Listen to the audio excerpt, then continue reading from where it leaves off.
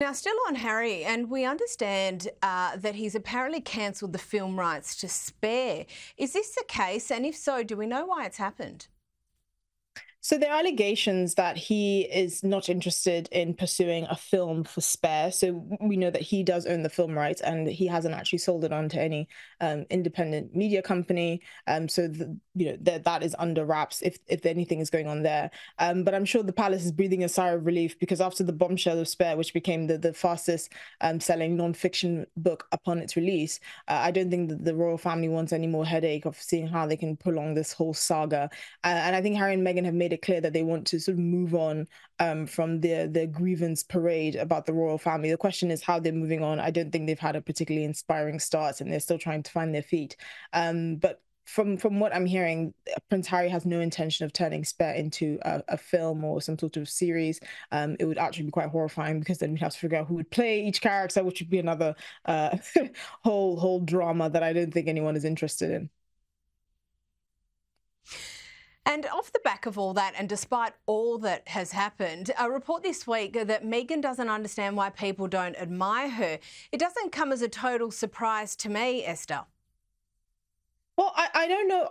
I do think there's a lack of self-awareness on the couple's part. I don't know if it goes as deep as Meghan wondering why people don't admire her, because that would be extremely narcissistic. But I think actually the couple understanding why they haven't endeared themselves to the public is still a bit of an enigma to them. And part of that is because of where they live, who they surround themselves with, understanding their dynamics. I think they think it's more of just a binary, we've left the royal family and therefore the media and everyone else has declared war against us and sees us as traitors, as opposed to kind of looking at their own conduct. I do think there was some cultural clashes with Meghan just entering the royal family in the first place, and I think the way that they did it didn't endear themselves neither to the sort of royal staff, the household, or the country more broadly. I think it's something that they had to kind of embed themselves into and really take their time with it. They had to invest themselves in the time and their life into being active working members of the royal family, and I don't think that's something that they were willing to do, at least not with the terms that they felt were presented to them.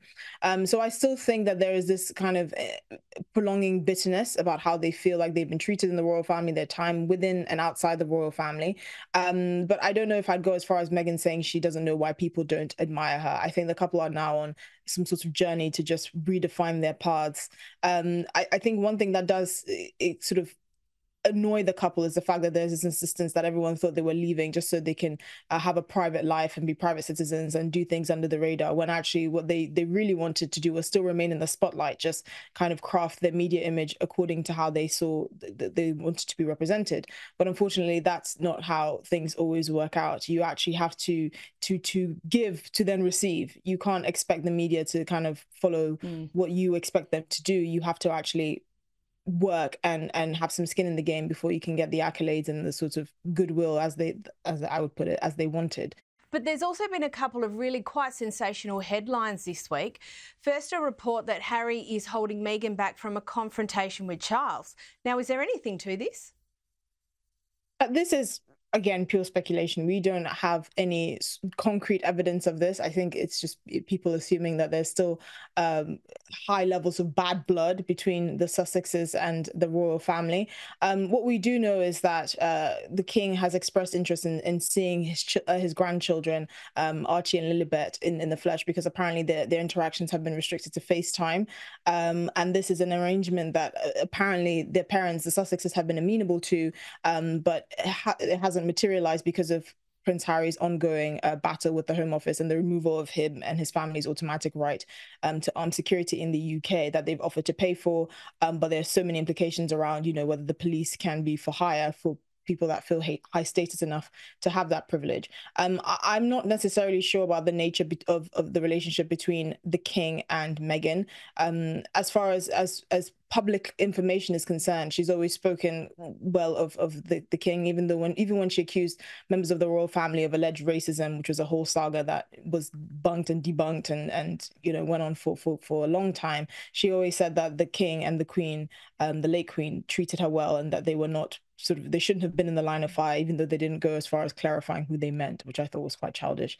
And so again, this is just pure speculation. We don't actually have anything concrete to go off with regards to the nature of the relationship between the king and Meghan, but we do know that there is some tension around him seeing his grandchildren and Harry's ongoing case with the Home Office. Now, I've got about a minute left. The other headline was Meghan was described by a royal commentator as being an agent of poison. Bit over the top, don't you think?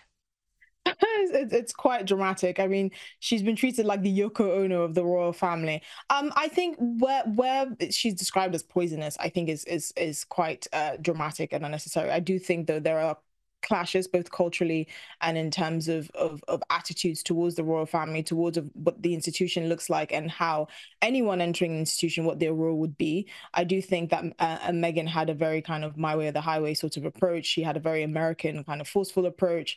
She thought she'd just get in and revolutionize the institution. And I don't think that was the case at all. And I don't think it can all be blamed on her. I actually think most of the blame, if you would put it that way, should be on Harry, who I don't think was very well educated in how to actually bring Meghan into the institution. I thought he was very forceful. I thought he had a very negative attitude to and assumptions about how Meghan was being integrated into the royal family, and I think that's probably what precipitated this acrimonious split. I don't necessarily think Meghan is an agent of evil. I just don't think she was a good fit for the royal family to begin with, because I don't think she had the right attitude, and I think it was worsened by Harry's insistence of doing things their way and constantly feeling ostracized or not getting his way. Esther Krakue, as always, thank you for joining us and thank you for your insights.